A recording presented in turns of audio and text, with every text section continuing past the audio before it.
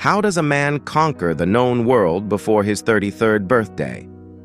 Born in a small kingdom, Alexander rose like a storm, brilliant, bold, and nearly unstoppable. His ambition wasn't just to rule, but to leave a legacy written in stone, sand, and blood. Every step he took reshaped civilizations, connecting East and West like never before. But behind the myth was a mortal man, haunted by destiny and driven by vision. His story is not just one of battles, but of philosophy, culture, and youthful brilliance. Few men have changed the world so quickly.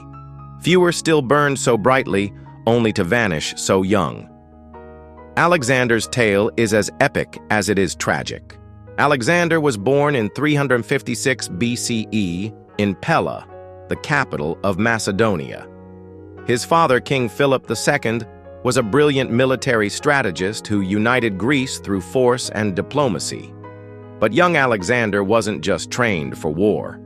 He was taught by Aristotle himself. Philosophy, science, and literature shaped his mind alongside swordplay and tactics.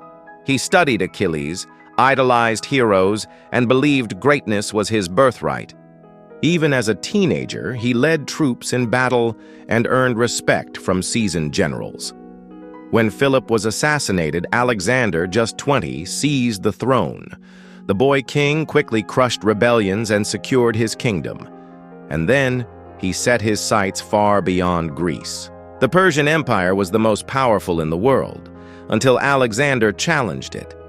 In 334 BCE, he crossed into Asia with 40,000 troops and a vision of glory. At the Battle of Granicus, he defeated Persian satraps and sent a clear message. The boy was no pretender. Then came the Battle of Issus, where Alexander's army crushed King Darius III's much larger force. He didn't just want victory, he wanted legacy. He entered Egypt as a liberator, founded the city of Alexandria, and was declared a god by local priests. Every battle brought him deeper into legend. But the true test awaited beyond the Tigris. Darius was not finished yet. The decisive moment came at Gaugamela in 331 BCE, Alexander's masterpiece. Vastly outnumbered, he outmaneuvered Darius with daring cavalry charges and flawless formations. The Persian line shattered, and Darius fled once more.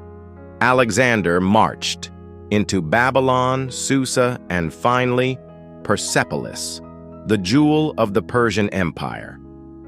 In a controversial move, he burned Persepolis, symbolizing the fall of Persia and vengeance for past invasions of Greece. But this conquest changed him. No longer just Greek, Alexander began adopting Persian dress and customs.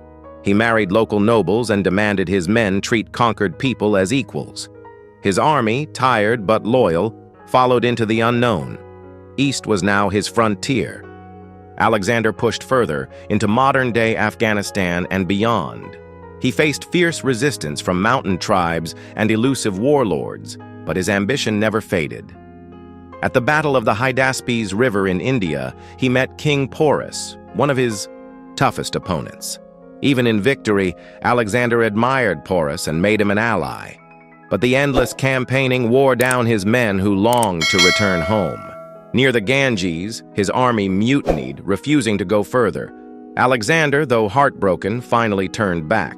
Along the return, he fought rebellions, explored unknown lands, and planned new cities. He wasn't just a conqueror, he was shaping a new world order, one ruled by fusion, not force.